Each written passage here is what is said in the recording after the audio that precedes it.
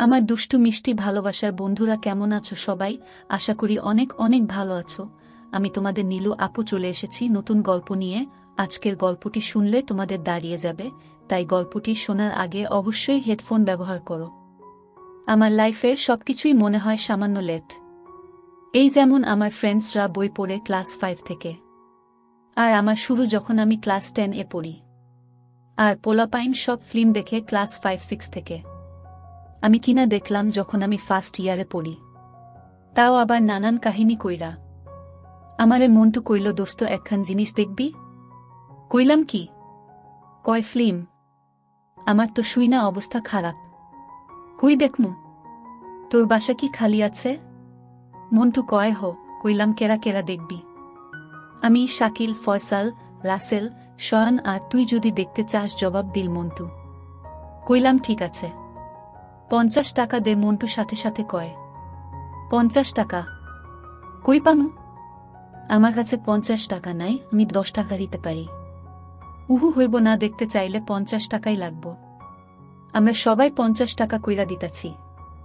আজকে বিকালের মধ্যে 50 টাকা দিলে কালকে সকাল 10টায় আমার বাড়িতে আইস, নইলে তুই বাদ। আমি চিন্তা কইরা কইলাম 50 টাকা দিতে পারি, তয় আজকে পারুম না, কালকে দিমু। তোরা সব ম্যানেজ করা, আমি কালকে সকালে দিয়া দিমু। উহু আজকে না দিলে তুই কালকে আসবি না। আর আসলেও আমি কিন্তু তোরে ঢুকতে দিমু না। পরে আবার মাইন্ড করিস না, শক্ত চোয়ালে মন্টু জবাব দিল।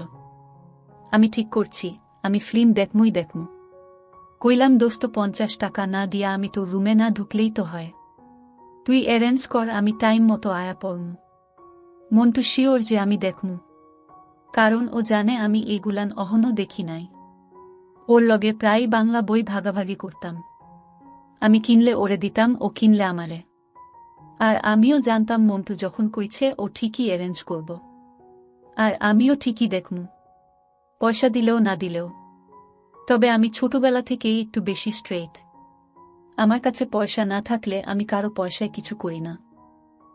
পয়সা ম্যানেজ করার চিন্তা মাথায় নিয়া বাসায় গেলাম। দুপুরে খাইলাম, এরপর আম্মুরে কইলাম, মা আমার 50 টাকা লাগব। কেন? না মানে আমার বন্ধুর জন্মদিন, ওরে কিছু দিতাম। আর কি? কি দিবি? দেখি কোনো উপন্যাস দিমু। আম্মু বলল, কবে জন্মদিন? কালকে। উত্তর দিলাম, টাকাটা আমারে এখন দাও, আমি বিকালে কিছু কিনা রাখমু। আম্মু 50 টাকা দিল। ওই দিনই বিকালে মন্টুরে টাকা দিলাম। কইলাম মিস যেন না হয়। বিকালে মর্টিন কয়েলের 2টা খালি প্যাকেট রে বই সাইজের বানাইয়া রেপিং কইরা বাসায় আইলাম। আম্মু কয়, কি বই কিনলি দেখি? আমি কইলাম, রবীন্দ্রনাথের নির্বাচিত কবিতার বই। আম্মু কয়, দারুণ, খোলা, আমি আজকে রাতে পড়ে কাল সকালে তোরে দিয়া দিমু। কইলাম, অসম্ভব, এটা খোলা যাবে না। কেন? কেন মানে এটা একজনের গিফট। গিফট তো কি হয়েছে? আমি তো আর খায়া ফালামু না। কইলাম, না, এটা ওর জন্য কিনছি। ওরে দেই, পরে ওর কাছ থেকে তোমারে আয়না দিমু। আম্মু রাজি হইল, আর আমিও হাফ ছেড়ে বাঁচলাম। পরদিন সেই মাহেন্দ্রক্ষণ রাপিং করা বই, আসলে কয়েলের বাক্স, নিয়া মন্টুর বাসায় গেলাম।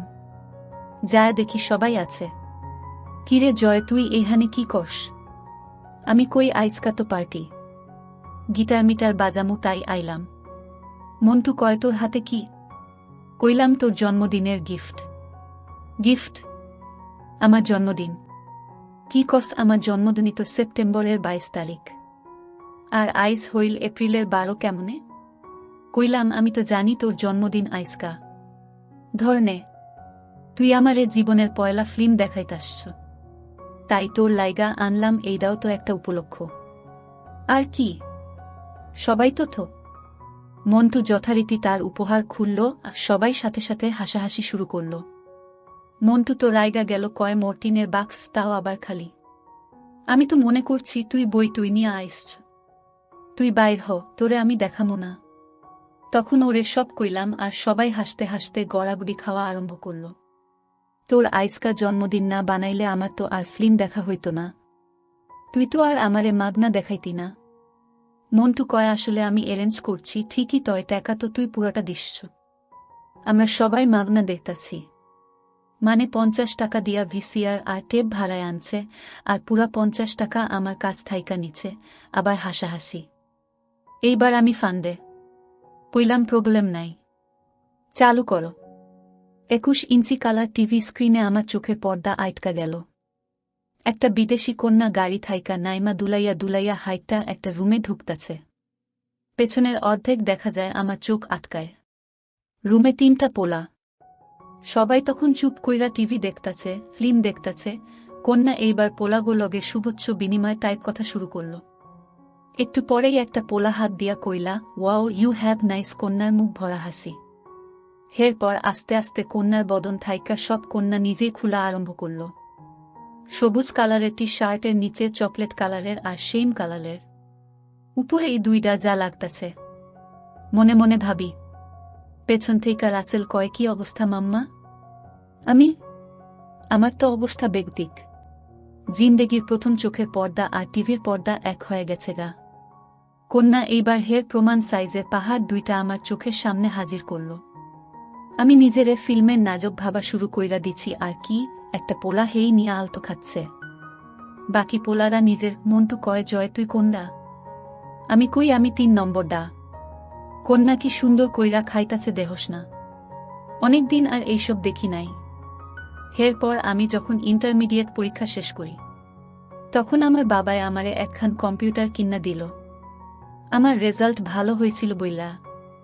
তখন বাজারে সিডি অ্যাভেলেবল। শুরু হইল আমার দেখার মেলা।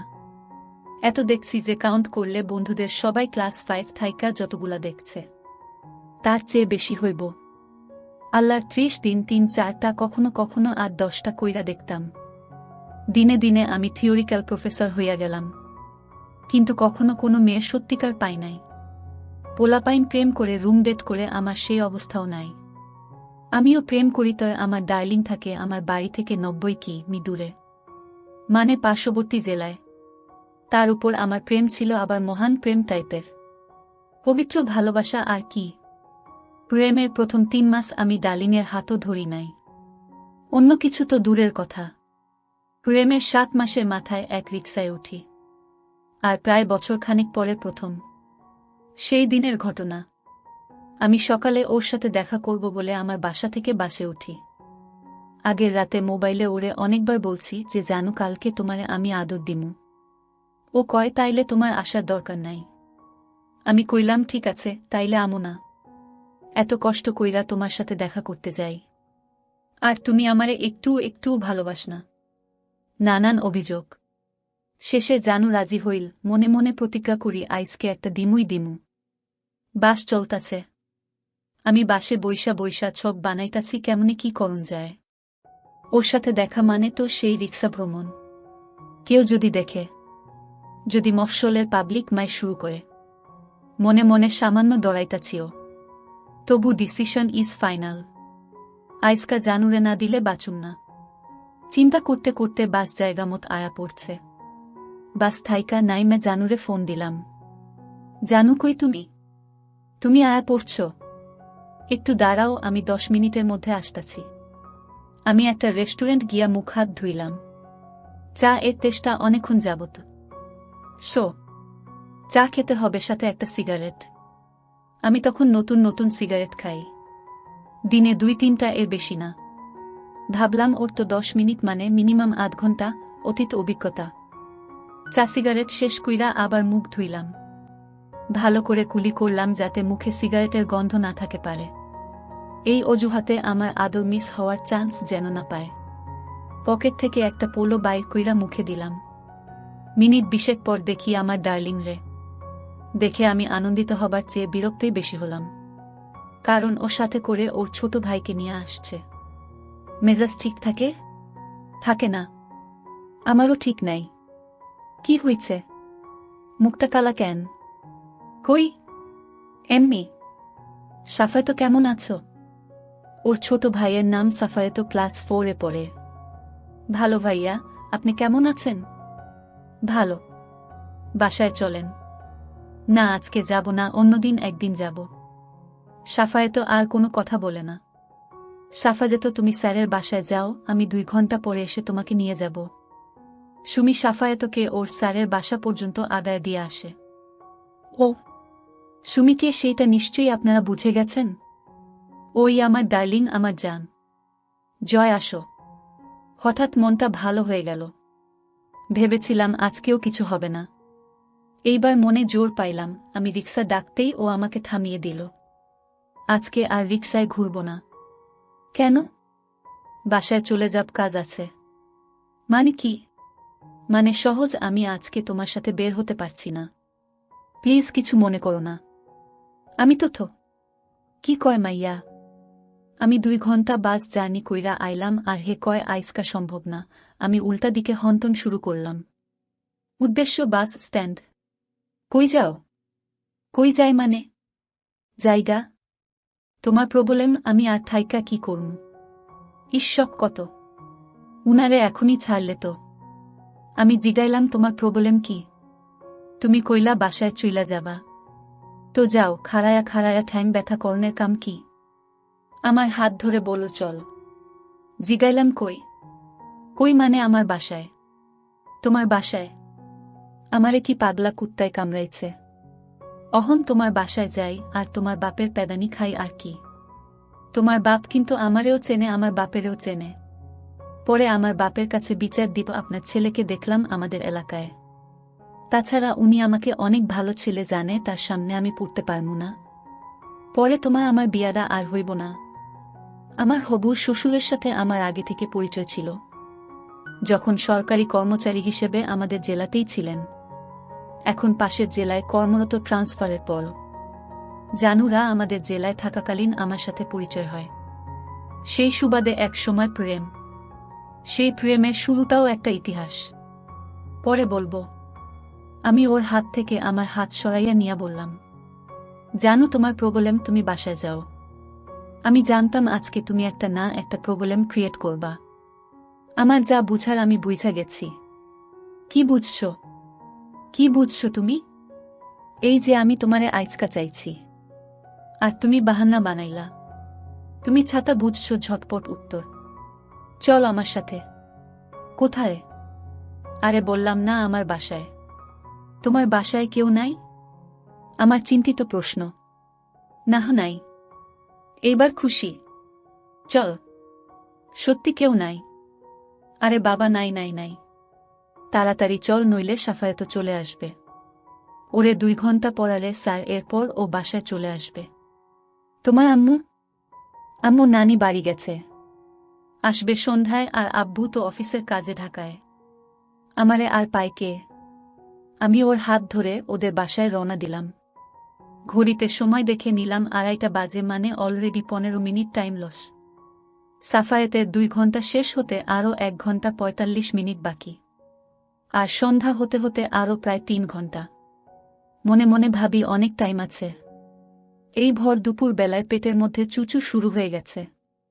এখন খাবারের চিন্তা করাটা বড় ধরনের বোকামি হয়ে যাবে। ভাবতে ভাবতেও মুখ ফসকে বলে ফেললাম, এই তুমি কি খাইছ? আমার মনে হয় কিছু খাওয়া উচিত। চল কোনো রেস্টুরেন্টে যাই। না বাবা, আমি তোমার সাথে এখানে কোনো রেস্টুরেন্টে যাইতে পারবো না। এখানকার সবাই আমারে চেনে, পরে আব্বুকে বলে দিতে পারে। তুমি যাও। না না, তোমারও যাওয়ার দরকার নাই। কেন? কেন মানে কি? একদিন না খাইলে কি হয়? আর আমার বাসায় কি খাবার দাবার কিছু নাই? চল বাসায় যে খেও। আমি শয়তানি হাসি দিয়া কইলাম, আইসকা আমার জন্য তো স্পেশাল খাবার, তাই না? স্পেশাল খাবার মানে সহজ। আজকে আমি খামু।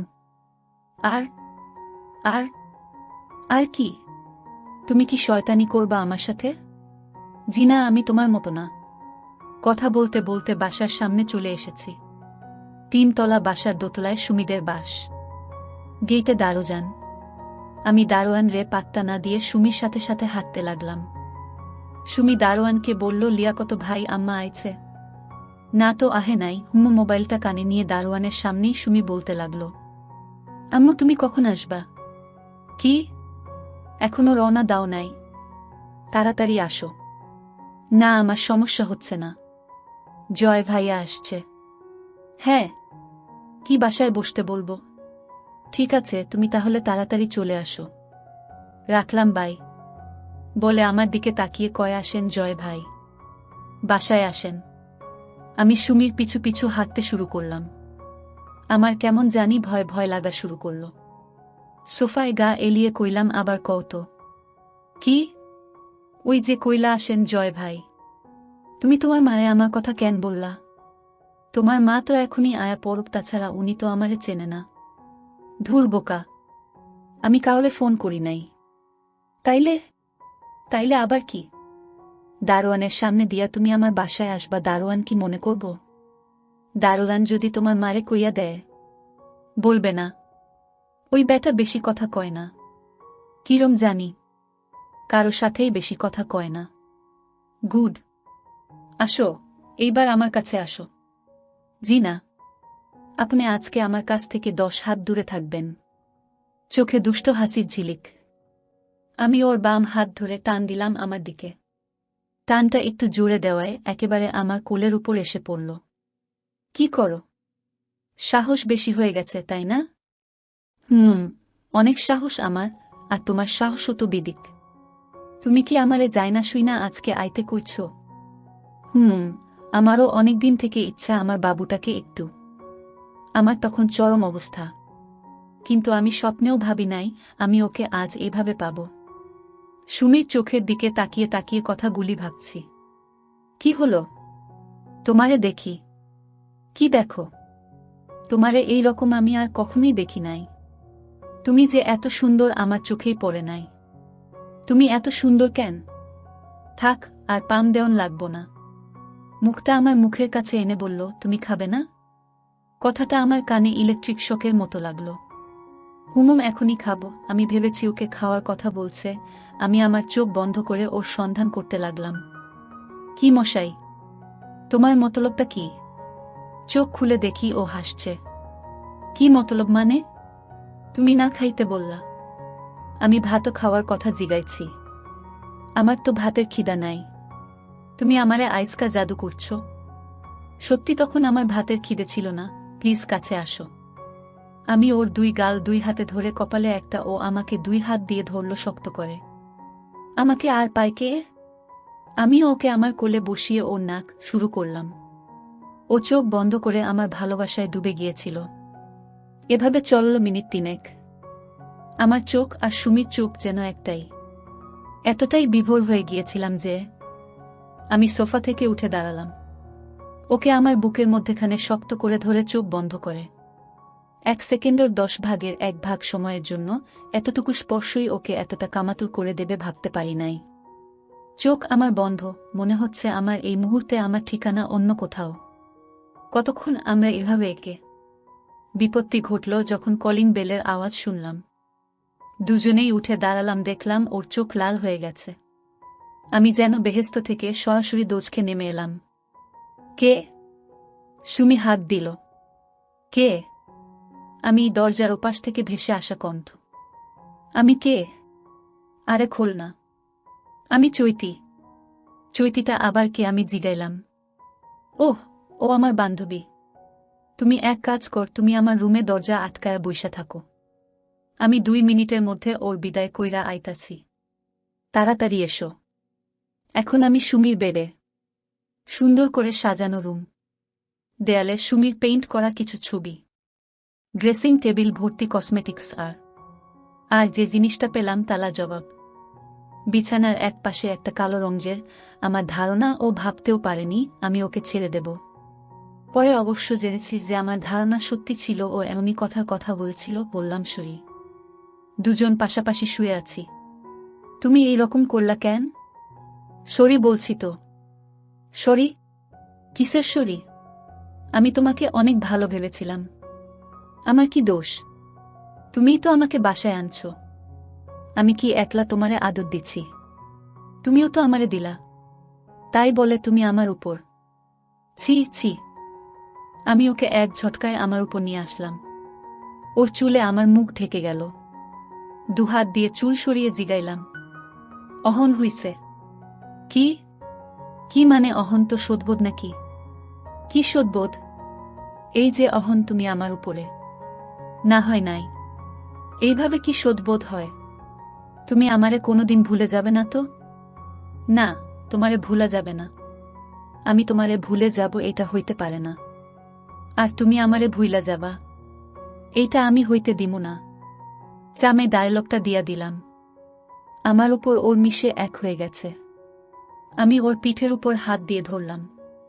তাতে ওর পুরাটা আমি অনুভব করতে পারতাছি, কিন্তু হাত দিয়ে ধরার সাহস পাইতাছি না।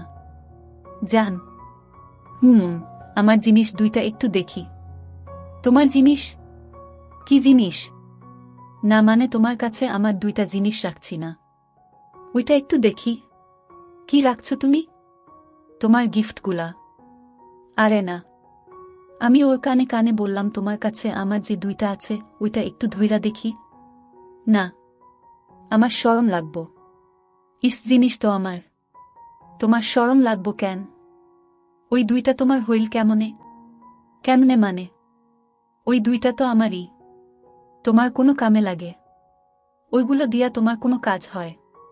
ভাত রাঁধতে পারো, পড়তে পারো, লিখতে পারো, কোনো কামেই তো লাগে না। কামে লাগবো আমার আর আমার মাইয়ার। ওইটা অহন আমার আর আমাগো একটা মেয়ে হইলে ওরে কিছুদিনের জন্য দিমু। তোমার জিনিস তো পারমিশন নেওয়ার কি দরকার? নিয়া যাও। ওই দুইটা খুইলা তোমার পকেটে কইরা নিয়া যাও। বাসায় বইসা বইসা যা করার কইর। আমার হাতে আসমানের চানত পাইলাম। জিন্দেগির প্রথম কোনো হাত দিলাম। ও আমাকে ঝটকা মেরে উঠে বসল। কি হইছে? ওর সারা শরীর কাঁপতেছে। আমি ভয় পেয়ে গেলাম। কি হয়েছে তোমার? জানি না, বলে বিছানায় বসেই আমাকে